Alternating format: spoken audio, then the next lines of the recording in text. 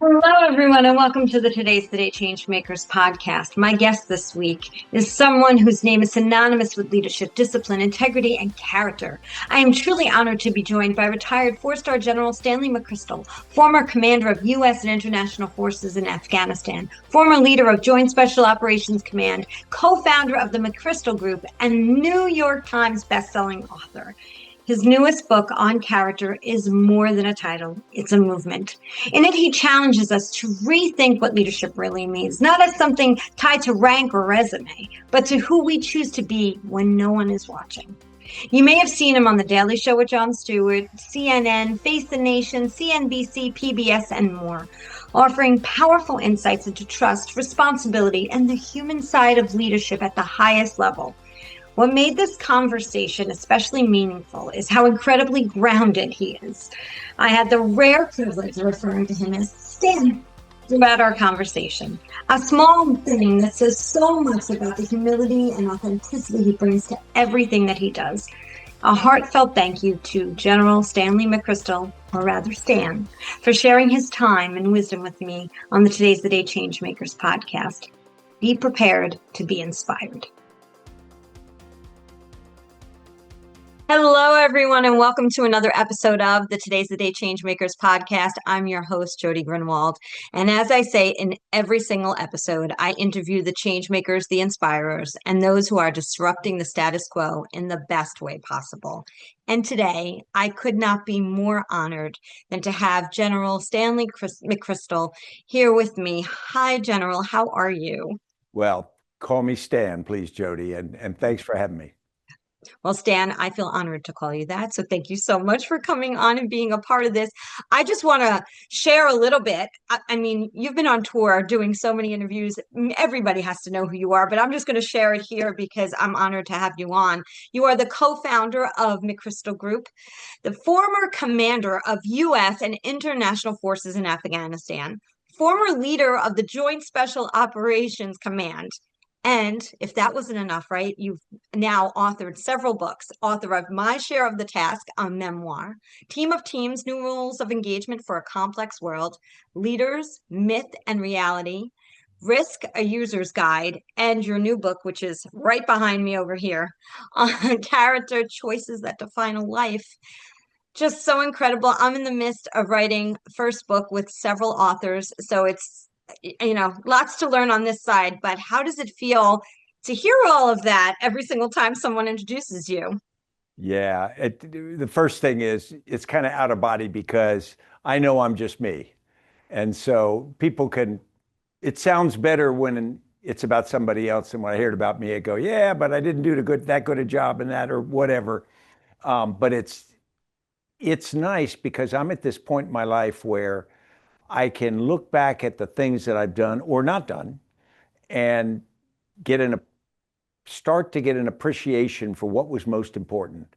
What do I really feel best about? What are the things that I might be proud of? And what are the things I wish had gone differently? Yes. And you know what the thing about it is too, is a lot of people, they don't ask themselves that question. We spend a lot of time, I feel like, in our lives going through what I call cruise control, right? And and so we don't always ask ourselves those questions until the end of a time at a job, or after a child is born, or after a grandchild is born. So it's, how do you feel like we get off the hamster wheel of cruise control? Yeah, it's an interesting thing, and I'll take your comments and give kind of a lengthy answer. The military had a series of assignments. So you'd go to a unit typically for 3 or 4 years, then you'd rotate. And often when you're in the unit, you would be complaining about this. We're working too hard, we're doing it differently. There's something you weren't happy about. And then you got to the day you were leaving, and the military would have these rituals called a hail and farewell. It's a social event. Many organizations do them. Typically get the wives and husbands together, and you have this farewell for people who are leaving, and somebody stands up and says nice things about you, and then you make comments leaving, and often you go, wow, I really liked it here. I really like these people. And I started to remind myself early in my career that, it's important to like it during it, not just in a rearview mirror. and approach it. And so it started to become a goal to appreciate what you got when you got it, because sometimes it's really good. And I was in some assignments where it was magically good. I enjoyed the people, I enjoyed the job, I enjoyed my role. And I was lucky enough to realize that in the moment. And now I'm at this point in life where I'm 70 now, about to be 71. I've had a military career I'm proud of, but I'm happy to be doing something different. I've started a business 15 years ago, which is a real source of pride. Got people I love working with. I've got a wonderful marriage of 48 years. We've only got one son. My son and daughter-in-law live next door to us, and our 3 granddaughters live 20 feet from us. So my life is about as good as anybody could have it. And so I'm lucky that I recognize that. I'm lucky that I just feel fortunate. I want to go back in time with you a little bit. And I was lucky enough to hear a lot of your story when you were at the Ocean First Bank event here locally in Manahawkin, New Jersey. And it was listening to you, I was hanging on every word, just listening to your story. You're so genuine and authentic. And that's just so, defines character, right? That's truly a great way to characterize someone as being authentic. But before we get into the book and character, was becoming a general always in, foresight for you? No, it wasn't. My father was a soldier, and he ended up as a major general, and his father was a soldier, retired as a colonel. And so I always wanted to be my dad. And I never associated that with rank. From when I was very young, he was a combat infantryman in Korea and Vietnam. He was my role model and my hero, really till the day he died at age 89. And so I wanted to be him. That never connected with rank. That connected with the idea of being a good soldier. And most of my peers, I went to West Point when I was 17, and I didn't know anybody in my class or that I knew at West Point who was thinking about being a general. Even though there were statues and paintings and buildings named after former generals, Lee and Grant and Patton and all these people, we all were thinking about being good lieutenants and being good captains, because that was about as far as our vision would let us imagine. And so being a general was never a goal. And then you get in your career at a certain point in your life, in a military career, and I was an officer for 34 years. There's a certain point, well, several inflection points. There's one where you realize, I can do this job. You come in and you've been there 2 or 3 years, you're really worried about it initially, and then you go, I can do this. If I work hard, I can be as good as my contemporaries. Then there's another period in your career, and I'm going to call it, in my case, 10 or 12 years in, when I suddenly said, I can be good at this and I can be successful in the Army system. And my goal then was to command a battalion, and that was 600 people. If I could command a battalion, that was a sort of the ultimate goal, because it's really probably the best job in the Army. And you're still young enough to be close enough to the soldiers. The organization of 600 soldiers is small enough, you pretty much can know everybody's name. After that, as you get more senior, it's harder to do that. So it isn't until you're pretty far into your career when you suddenly look around and you go, not only do I enjoy this, but I actually think I could be senior in this organization. I think, I look at the generals I see, they're human beings. I think I could probably do that. And it's not at that point, I don't think most of us thought about, well, we want to be a general because being a general brings, esteem or any of that kind of thing. You want to say, like most of us in organizations, I could run this place and I could run it better than the people running it right now. Now, you're probably kidding yourself, but at a certain point in your career, when you think you've got all the answers, you say, well, let me get at it. Let me give it a shot. Yeah. I have a mantra and I have a program about when your why is greater than your how. Right. And so when your why is greater than your how, so many things are possible, but fear takes hold in many cases. And so the how becomes so big that the why kind of gets lost. The sight of the why gets lost. But when you're saying to yourself, this is what I want to do, you're putting your life on the line every single day. How did you push fear aside? For those who are listening, the listeners who are listening, they may not be going to battle, but they're going to the battle of life every single day. And so there's things they want to do that they may be putting off out of fear. You put your life on the line every day. Tell us how you did that and kept going forward. Yeah, let me first say that I think it is extraordinarily similar in the civilian world, commercial world, and in the military. We say, well, you're putting your life on your line. That's true, but everybody understands that up front. It's like being a policeman or a fireman or something else that involves potential for physical danger. You've sort of sorted out that reality long before. And so you do what you do because that's what needs to be done. Actually, the harder decisions around fear are making the right decisions when it's dangerous for your career or your reputation, or you're going to let people down. It's the things that everybody runs into in life. And we sometimes get very cautious, overly cautious. We're so worried that we're going to lose what we have or what we are, that we're not willing to make the decision that in our hearts we sort of know is the right decision. We've got to push, we've got to make an effort to do this. And that caution can make us much less effective as leaders because it's viral through your organization. If you are afraid to try new things, if you're afraid to go in new directions and put things at risk, the entire organization will start to adopt that attitude unconsciously. And so the leader has got to be prepared to make decisions that they truly think are best, even though it may be detrimental to their career. You think of the CEO who's more worried about losing their job than they are about giving the organization a chance to grow and evolve as it could. And you see that, in all walks. So I would say that I tell people, you've got to command like it's your last command. Don't command like you want the next level up. Make the decisions like you are never going to be promoted or not going to go anywhere else.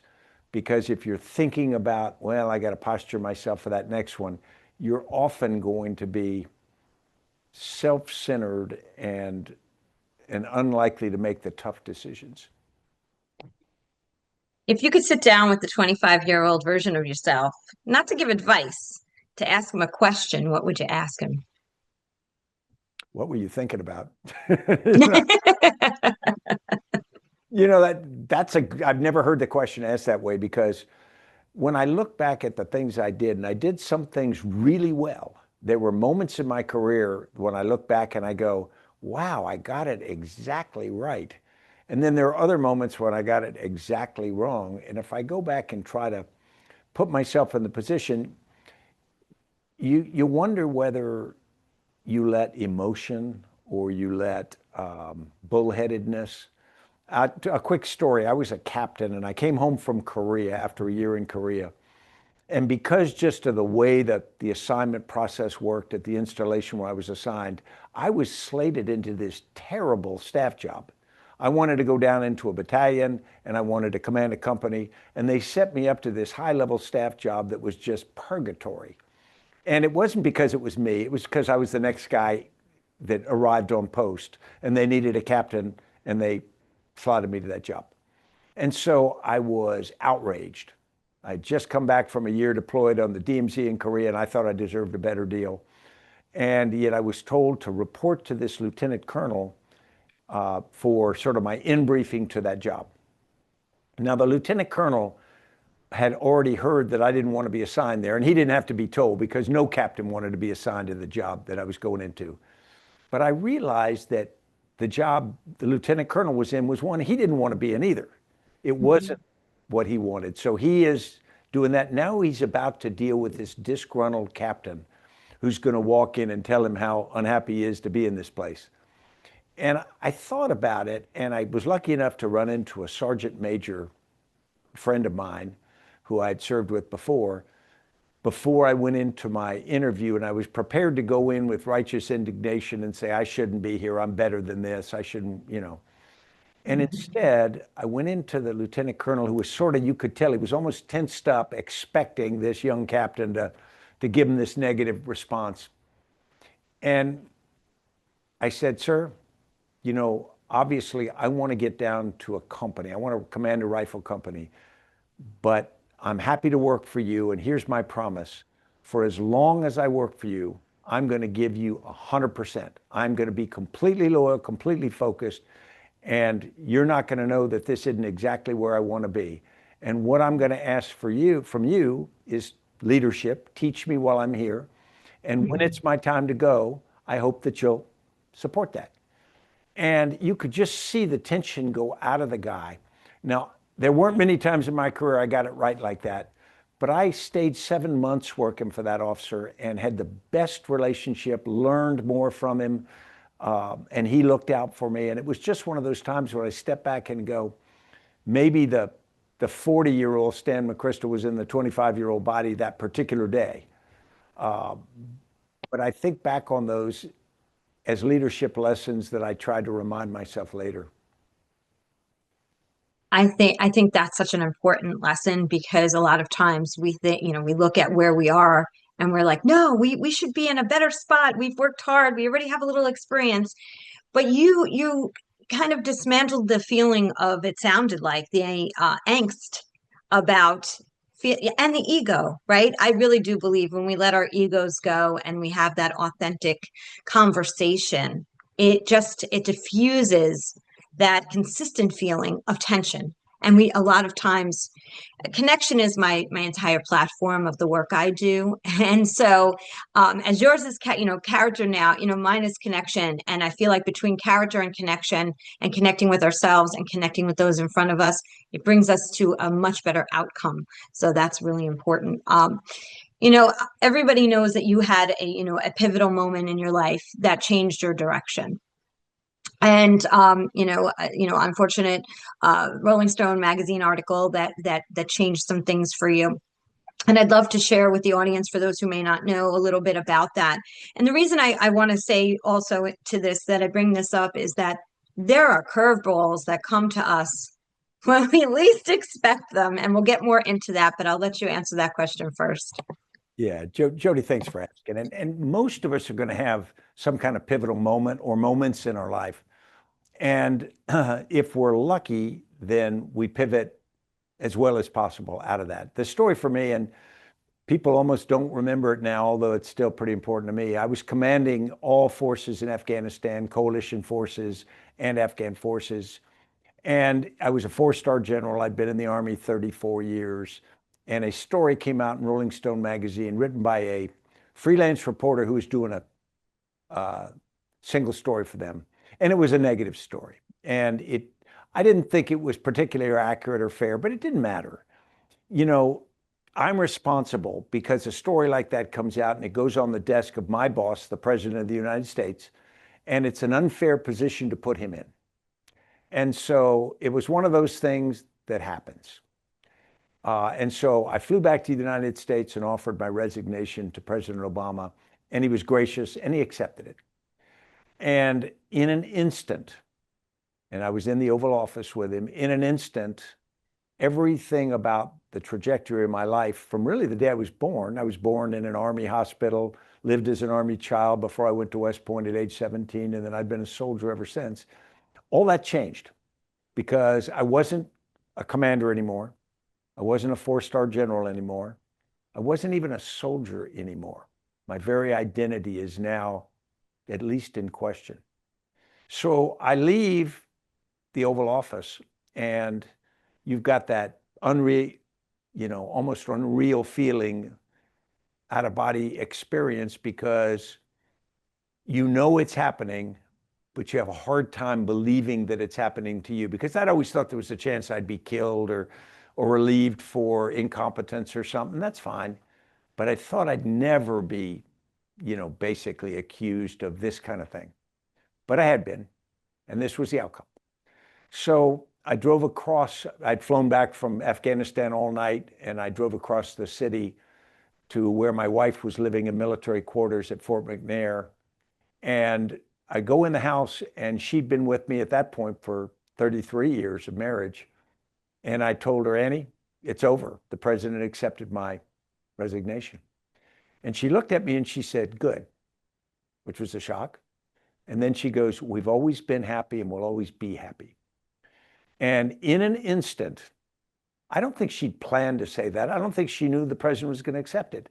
I think that was her intuitive decision in the moment that says, we've got to face forward. We're not going to face back. We're not going to hand wring over what happened in the past. We're not going to try to relitigate it. We're not going to be defeated by this or defined by this. We are going to move forward. Now, she wouldn't have put all those words to it, but in retrospect, that's what it did. And I joke with people that my wife, Annie, lives life like she drives with no use for the rearview mirror. And so what it did was it liberated me, because if you think about it, I could have been a bitter old general, and that's actually a vocation you can adopt if you want to be one for the rest of your life. And she said no. And she also said she wasn't going to whisper in my ear and say, you got screwed, this is unfair. She just wouldn't have any of that. We were going to have a good life going forward. And she's lived up to that.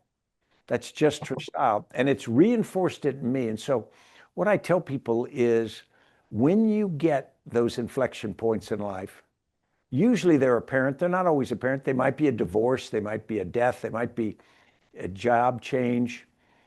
You got some options. And the decision is yours. You have control. You have agency. And if you want to dog paddle in circles and keep relitigating things or living in history, I think that's a missed opportunity. And so probably the most fortunate decision of my life came from that moment, from that woman. I definitely want to get into Annie and talk about her, because you speak throughout the book about her, and she sounds like an incredible and wonderful human being. And I wish we could have had her on with you. That would have been great to see the two of you in action together.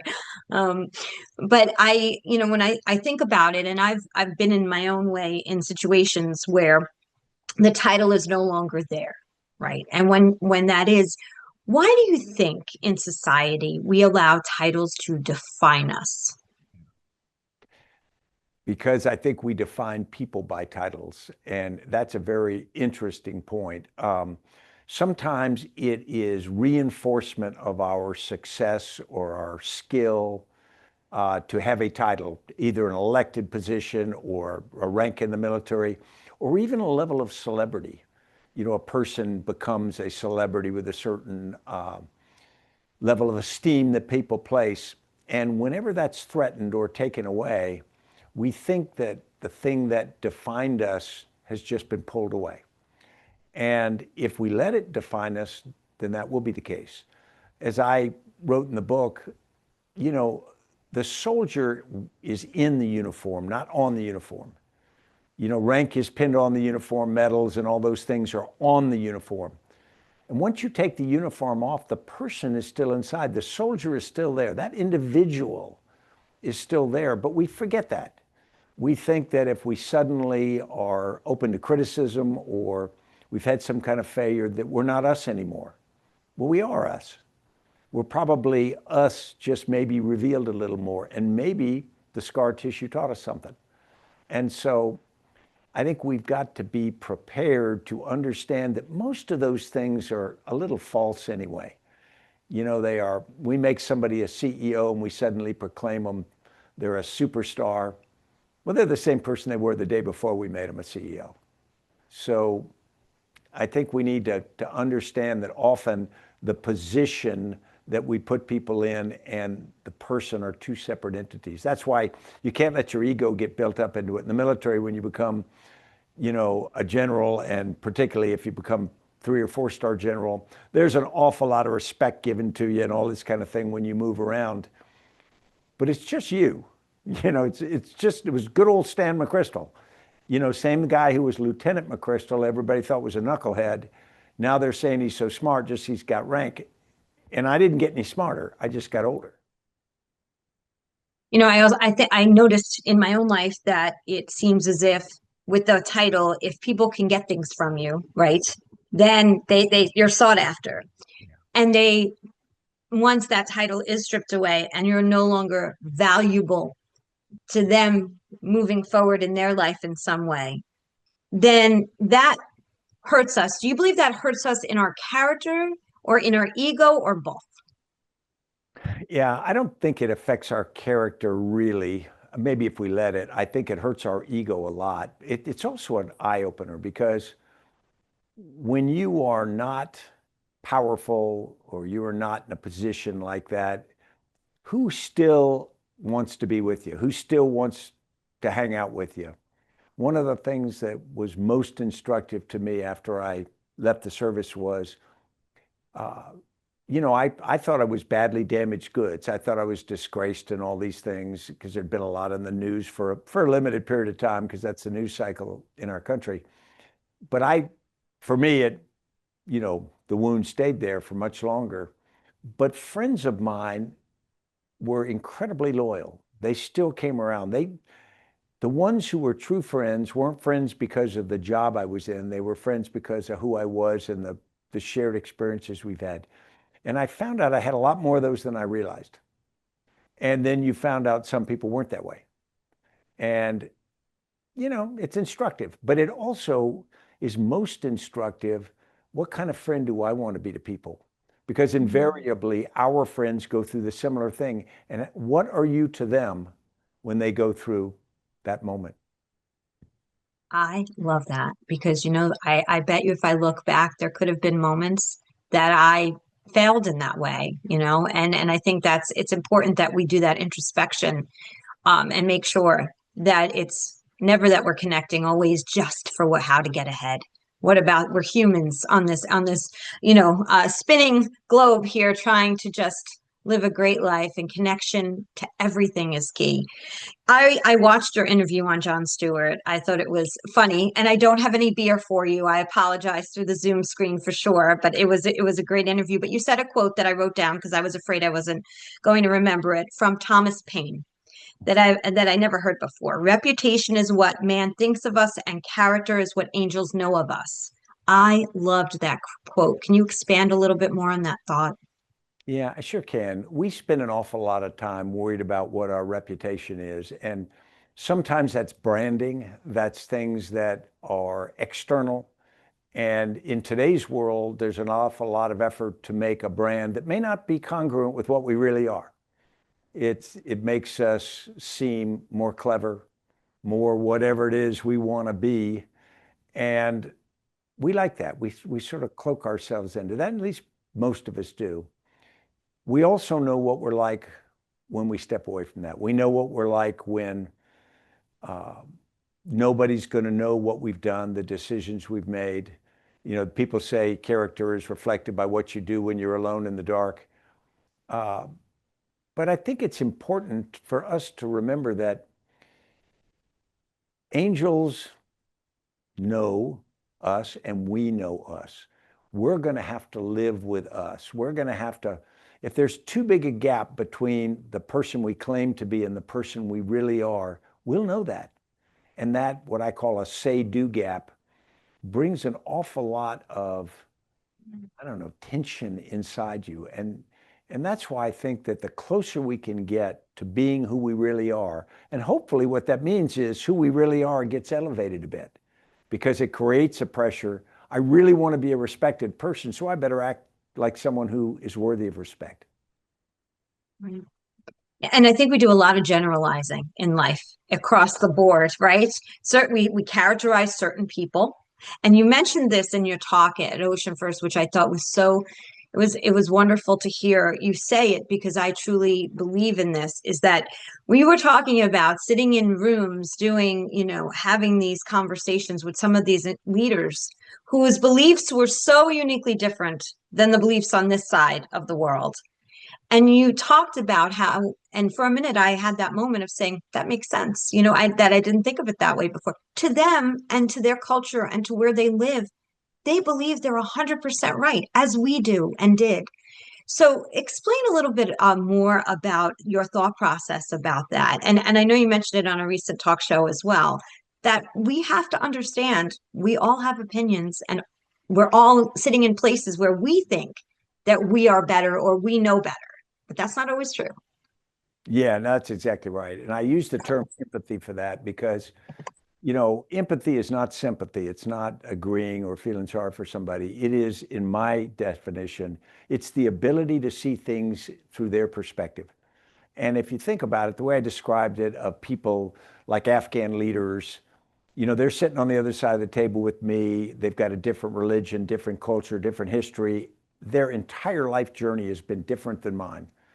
And so if I sit on the other side of the table and say, these people just don't get it, they've got to be thinking, this guy just doesn't get it. And if we'd had their life journey, there's 100% chance that we would see life in the same way that they do, because most people are rational and they reflect the experiences they've had and the incentive structures and all around them. And so you find this in war particularly because you want to say there's good guys and bad guys. There's our side and then there's the bad side, the evil guys. And you want to dehumanize the enemy by giving them names like the Huns or the Japs, etc. And in reality, that's an attempt to dehumanize them so that it's easier to fight and potentially kill them. And you don't step back and say, well, they may have a point. They may have a view that at least warrants being listened to. Well, this applies around the world today in geopolitics. If you don't stop and listen to the other side and realize, wow, I think that too, then you can't ever get past the idea, all I've got to do is bomb them enough till they see it my way. And that usually doesn't happen. But then inside our country too, we've got vastly different experiences. If you take a white male living in the Rust Belt of America, and we'll call him age 40, their life experience now is very different from someone of a different age, sex, background living somewhere else in the country. And so their view of the economy, their view of politics, their view of whatever, and that's going to be true of any two comparisons we make. And almost invariably, you'll find that the people there have reached rational opinions because of the information they get, because of the experience they have, because of what's good for them. And this is where all the screaming and fighting in society is so pointless, because it doesn't work. It doesn't make it any better. Just because you criticize the other side doesn't make them listen more or agree with you more. And maybe you'll find that they are at least part right. So I don't want to make this anywhere a political conversation, but I know people are going to be wondering, what is your take on all, in a short version here of some of the things that are going on in the world today? Are people really listening to each other? It doesn't seem that way. It seems like as much as it's, internally, there's a lot of, you're right, you're wrong. What you believe is wrong. I'm not here. People are not listening to each other, and I feel like I'm 53, and so I feel like this is the first time I'm seeing the world internally here, when we're not accepting or listening to each other. There's fights on social media. Families aren't talking. So can you share a little bit, and also if you have any suggestions of how for us to listen to each other better? Yeah. Around the world, we're seeing sort of politics as historically normative. It's not anything new. Countries are trying to conquer other countries. Autocratic leaders are trying to get control. That's as old as history as itself, and it's rough. And we've just got to be realistic about it, and we got to navigate that world as it is. Enemies have always painted the opponents as negative. What we're seeing inside the United States is different from anything in my lifetime. Now, if we go back to the run-up to the Civil War, there were a number of decades before the Civil War where slavery was a huge issue from the signing of the Constitution on. And it was an economic issue. It was a political issue, who would have representation in Congress. It was a social issue. But about 1850, it started to change. About 1850, it started to become a cultural divide where people from the South didn't like people from the North just because they were from the North. And the same was true of North to South. And Uncle Tom's Cabin came out in 1851, and that also sort of dialed that in. So for the last decade before the start of the Civil War in 1861, you could argue that the Civil War was inevitable because we had gone on this, we'd stopped listening, we were screaming at each other politically, and you had people who were benefiting from that. You had some leaders who were leveraging that for political gain and some others for economic gain. Where we see now is not that, but it's got some similarities. We have some cultural differences in society where we have painted people who have a different view from us as being wrong, not just incorrect, but morally wrong. And we've got this idea that we are being opposed by people who want to take from us. They want to take whatever it is we've got. And internal to the US, whenever people or groups start to feel threatened, they sort of pull in together, they band together, they potentially defend, and they can become very aggressive. And they stop listening because you don't have the opportunities to have open discussion. That's frightening. And the causes in our country right now are made worse because information technology has made it so easy to propagate these messages, and it's so frighteningly effective. Then there are a number of opportunistic leaders who are benefiting from this. They are leveraging it, and I'll throw the net wide. To a degree, the media benefits financially when there's more, controversial stories and disagreements. There are individuals who politically are doing the same on both sides. And then there are just forces in our society that make this easier to have happen. And all of those things are things that I think we don't understand just how dangerous they are. I think because this could go out of control. We say we could never have another civil war because we're more civilized now. Well, of course we could. But we can also not have one. All we got to do too is decide not to do that. But I think we need to understand that the pieces are in place for us to have more division, not less. And so part of my call for a conversation on character is that's something that everybody can discuss. And we won't all agree exactly what good character is, but a lot of it will be the same. I think we'll all believe that integrity and loyalty and respect for others, that's not really political. That's sort of things that should be reflected in a human's character and in a nation's character.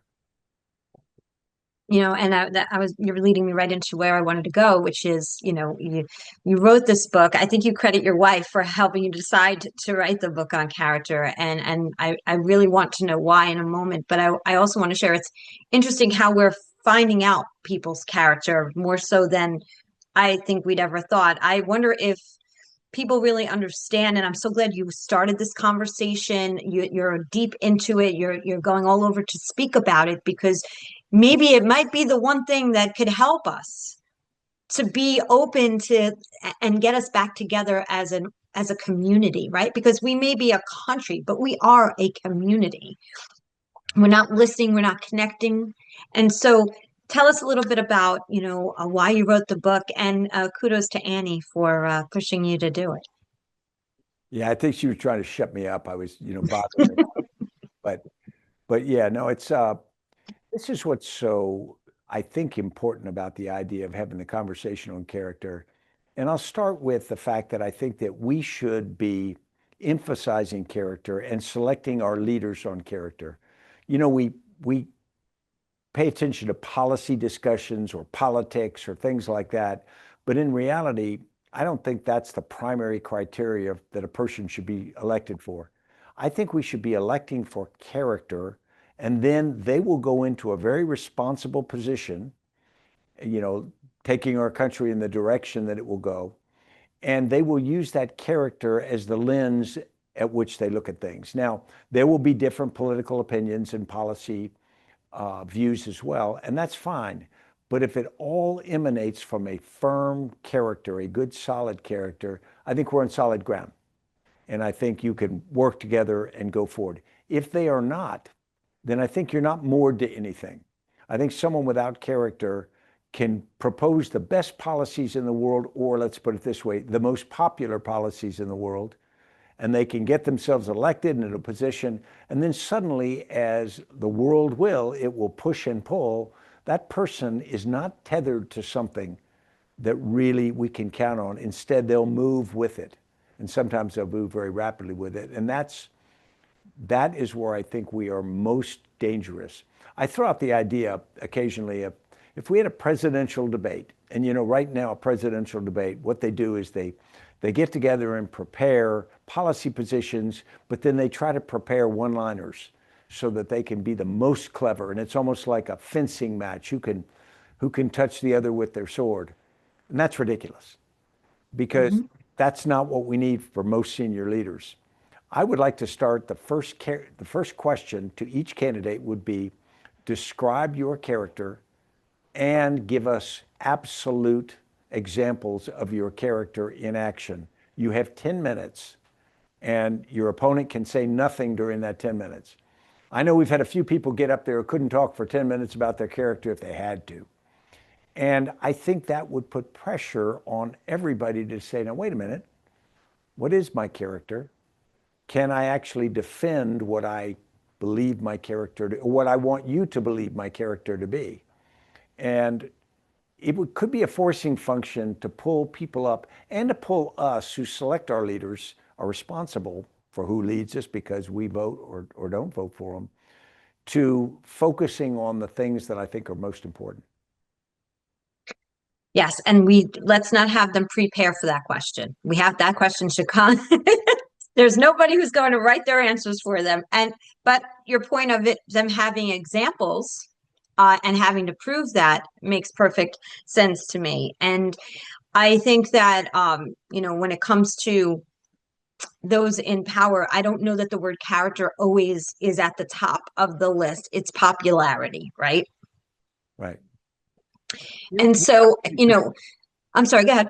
To your point, we're in a funny position where in recent years, we've been willing to accept really terrible character in people that are celebrities or leaders of any kind in our society. And we've reached this strange thing where we say, well, they're so good at what they do, it's okay if they are a despicable individual in the rest of their lives. I'm not sure I'm comfortable with that. No, not at all. It should be an exercise in school. I think that it should be taught in school. And what are your thoughts on that? Yeah, I do. I used to do a thing when I was teaching leadership at Yale. I would make the students write their obituary.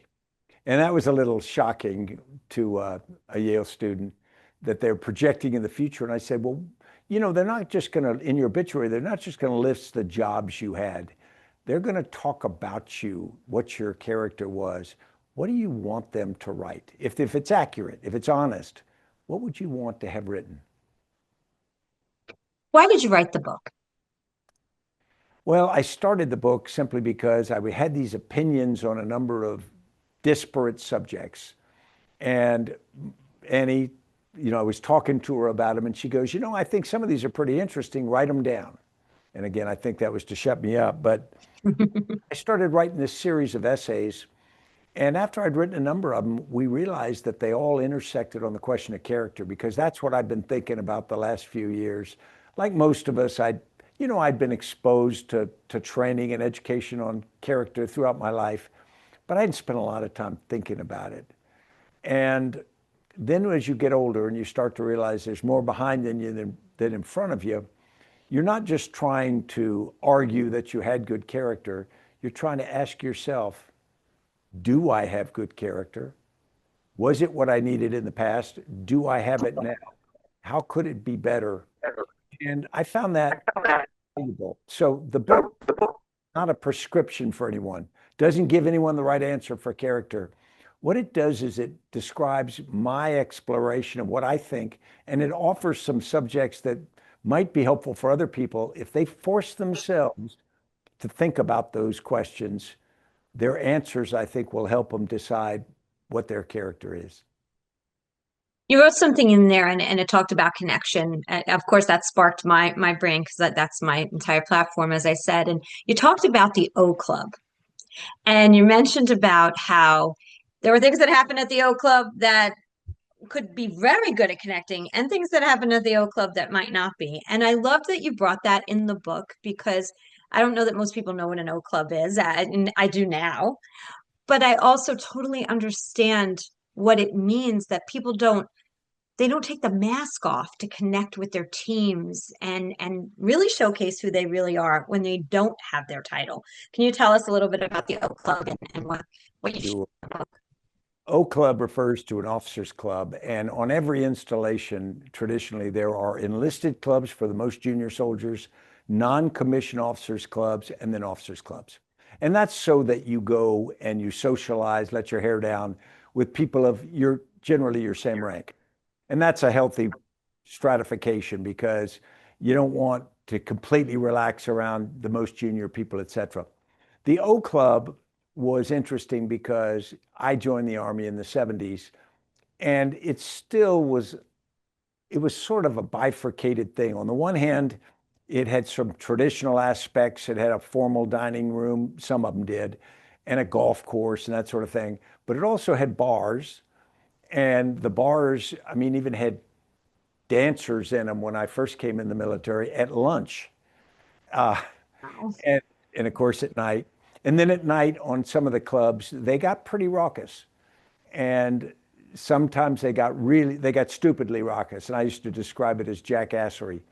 And it was, in one sense, it was a group of people who had hard jobs and did difficult things and were letting their hair down together, and you built relationships and had funny stories that came out of those that were really positive because it was a different venue than out on the battlefield or training field or anything like that. And so it was a different interaction, and it was very positive. There was always the danger that somebody was going to cross the line and do something that they regret the next day. But mostly that didn't happen. In the early 1980s, when the Mothers Against Drunk Driving really got traction, the O Club started to die because first there was this big push, and a lot of officers had to drive to the club and back, and there was no Uber then or anything. And so it was harder logistically to do that. And it just wasn't responsible to go get drunk and drive like it never had been, but it had been a practice. And so it started to die, and plus people started going off post. And what was lost is there was a connection, and you'd appreciate this, Jody. There was interaction that you just never had in any other kind of environment that did help form sinew. You know, I sometimes joke with people, once you've had a beer with someone, your relationship with them is a bit different. And fortunately, I think most of the times it's a bit stronger because there's another aspect, another connection, an informal connection that goes with all the formal connections. And so I think that the erosion or there's still a few of them around, but the officers' clubs aren't what they were. I think the military lost something with that. And I'm not arguing they have to bring them back, but I'm saying we need to understand what we lost.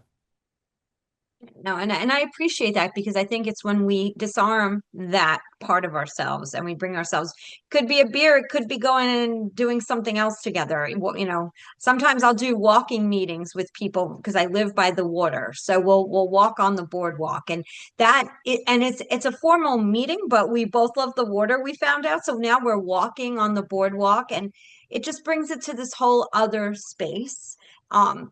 I think connection and character in my mind go together because when we're better connected to who we truly are, we really can understand our character even better in my mind, in my point of view. I don't know if you feel the same way on that.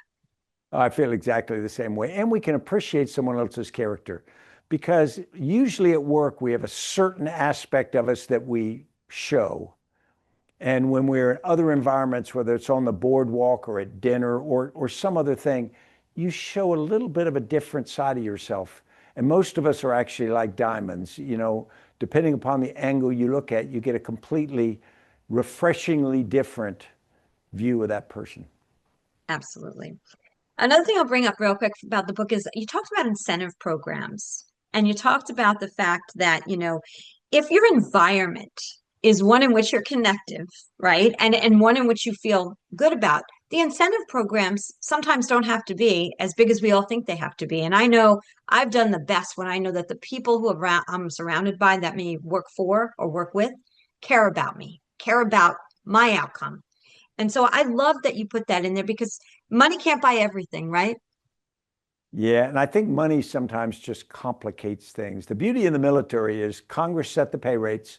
No commander could give bonuses or raises. So there was no discussion of money ever. Everyone knew how much everybody made. You made the decision to be in the military, and so you accepted how much you were going to get paid. And the purity of that really makes it easier. Now that I've been in the civilian world for 15 years, I find that the civilian world, they think that incentives of money are what drive people. And I think, like you, I think it's only part of it. Most people are satisfied with their bonus until they find out that somebody else got more, and then they're suddenly dissatisfied, which means that the bonus value wasn't what was important, except in terms of as a feedback mechanism. I think we've created this almost a Gordian knot of complexity to incentives. I mean, I've been on a bunch of boards of directors now, and you have these incredibly complicated packages, they call them, for a CEO that gets hired. And it's all these things. In my opinion, if you need all that to get the CEO to work hard, you're picking the wrong person. And I think that we could do an awful lot of simplification of that and understanding what people really need financially, and then what they need intangibly in intrinsic. I think, because nonprofits, my background, and they can't, nonprofits just, they cannot pay what a typical for-profit could. So giving them time to enjoy life, Right. and an environment that feels healthy, I think is just, it should be everywhere. It should be easy. That part should be very, very easy. Have you ever experienced imposter syndrome in your career? I think constantly, from the day I went to West Point and then throughout my career, every time you go into a new intimidating environment. When I went into special operating forces, suddenly you got these very experienced people, and I was a young officer, so I was in command of a number of very experienced warfighters, and yet I'm in charge. They're calling me sir, and it feels ridiculous. But everybody sort of gets the joke. They know how the system has to work to make it. So you've got to understand that the imposter syndrome, it can undercut your confidence, but it also can be really good as a tension mechanism. It brings you back down to humility. It reminds you that you actually are an imposter. And then when I got more senior, experiences where you become a senior general, and suddenly I'm in the Oval Office in a strategy discussion with the president and the key people. And you say, wow, they don't understand it's just me in here. If they figure out it's just Stan McChrystal, that somebody's going to come in and throw me out. And then I look around the room and I remind myself, these are just knuckleheads just like me. We're all imposters in this room. And that's the reality of it. We kind of all are. And so that stops you from being too intimidated by anyone else. Even, people who have great, clowns and jugglers and people walking behind them and saying how wise they are, they're just people. And so if you can admit your own imposter reality, but also understand theirs, respect them, but don't fear their greatness, you do a lot better. Absolutely. And I'll admit, I had imposter syndrome today. I was thinking to myself, wow, I am interviewing a four-star general and then you have that moment where you're like, he's Right. human, I'm human. We're just going to have a really great conversation. And I share that openly because I feel like it's so important for people to know it's normal. And maybe if we talk more about it, it'll slowly disappear. Yeah, I think there's a lot to that. And some people manifest their insecurity by trying to act overconfident when they're not. You can usually see through it pretty quickly, but it's almost pathetic to watch somebody more puffed up and they're trying to play a role that they think that they should play. And often they don't do it as effectively as they hope they do. Right. And that's those people, and you, when you do see it, I feel sorry, for that. Like you almost want to like hug them or something, and it's just, and you're like, in that moment, it's just breathe. Please just breathe. Everything is going to be okay.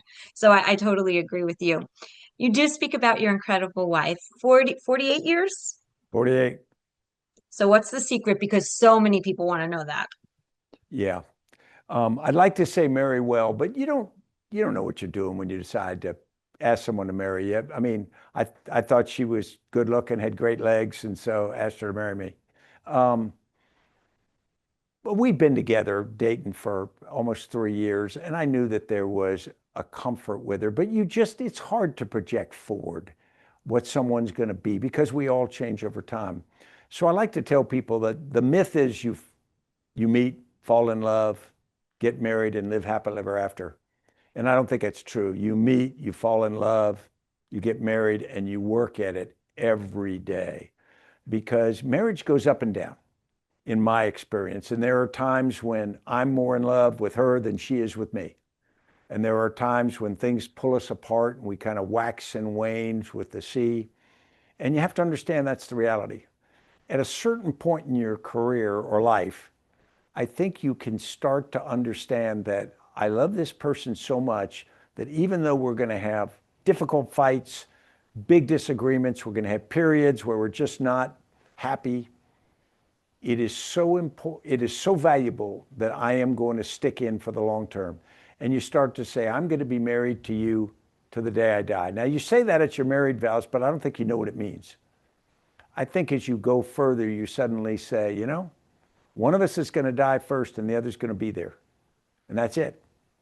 That gives, I find that very comforting because I don't have to worry about whether this thing's going to work. I know that's long since been decided. And instead, I can use it as one of the constants in my life, even though I still got to work at it every day. I'm sure we all are. We're all working at it every day, and it's such a beautiful story. I want to ask you quickly about your granddaughters, who you speak so. Oh my goodness, they sound like totally the apple of your eye, and you live on the same block with them. You said 20 feet away, but how old are they? First, we'll ask you that. How old are they? Emmylou, Elsie, and Daisy, and they are 11, just turned 11, 8, and 5. Oh, And they are all little blonde-haired girls. They're completely different. If you tell each of them to go put your clothes on, they'll come out in 3 strikingly different kinds of outfits, and they will act differently. But then they'll be like the 3 amigos, and they will be getting into trouble together and playing like they're going to be close forever. And then the next minute, one of them's beating on another one. I came in one day and the oldest was beating on the youngest. And I said, Emmy, what are you doing? She goes, she's just got to learn. I said, well, fair point.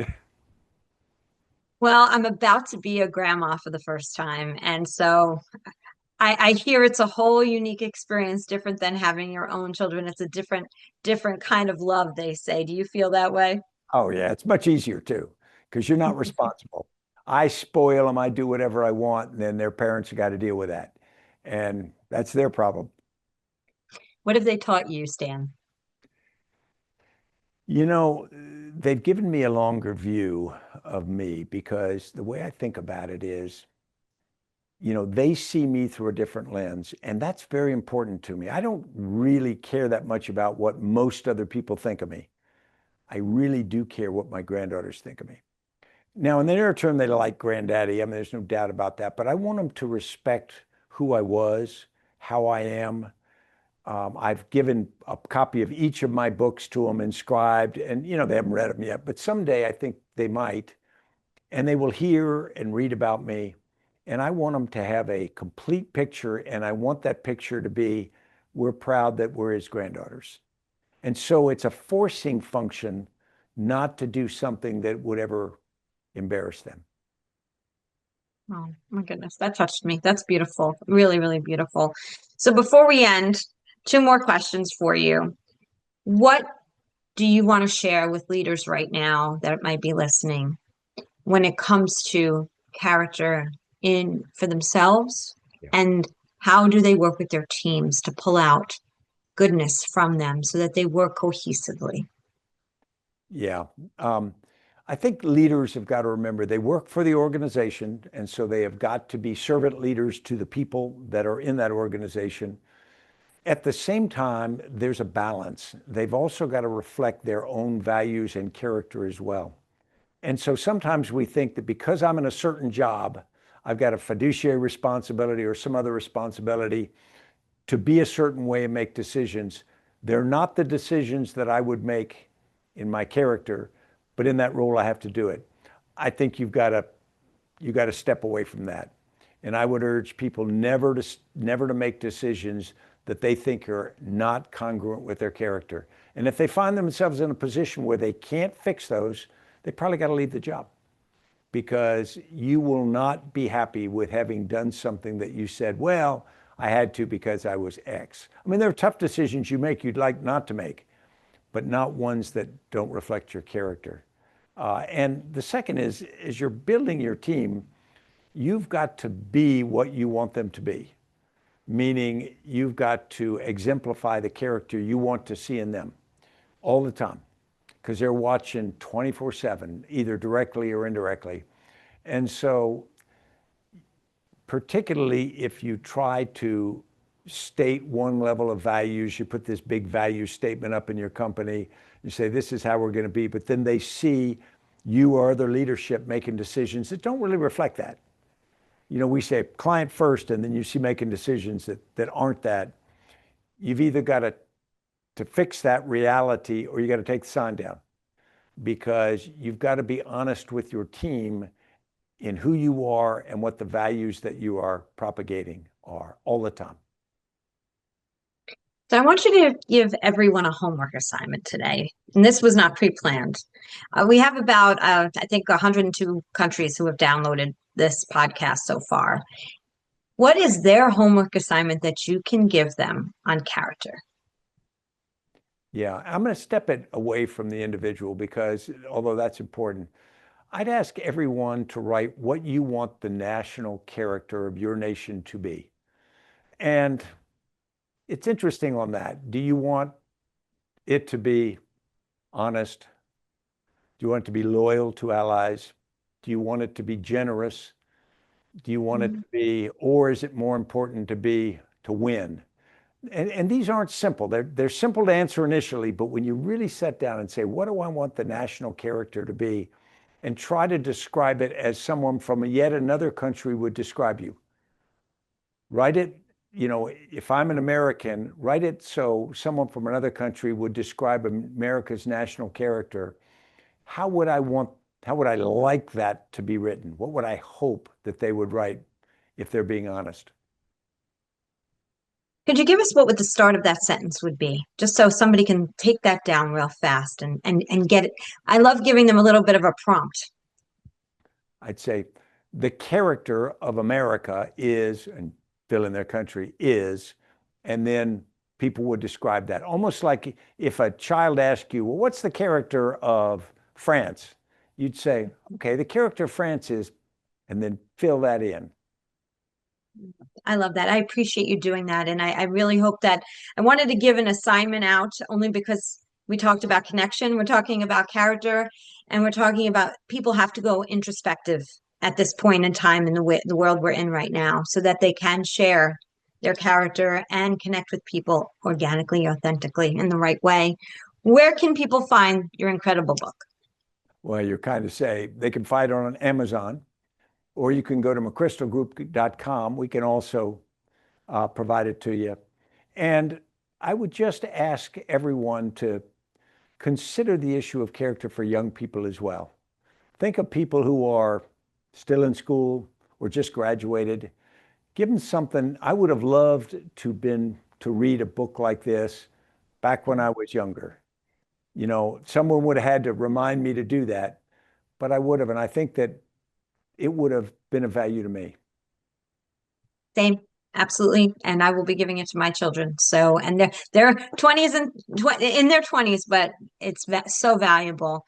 I want to thank you, Stan. Is there anything else that you'd like to share before we go? Just my gratitude for being with you today, Jody. Thank you so much. It's wonderful to meet you and have the opportunity to share your story. And everybody, please purchase his book on character. It's wonderful. I'm going to say what I say at the end of every single podcast. Today is the day. You cannot go back to yesterday, and you do not yet own tomorrow. So what small or large step are you going to take today to get yourself closer to your goals? Thank you again to General Stanley McChrystal for being part of this wonderful podcast. And I appreciate you so much. Have a great day, everyone. Thanks, Jody.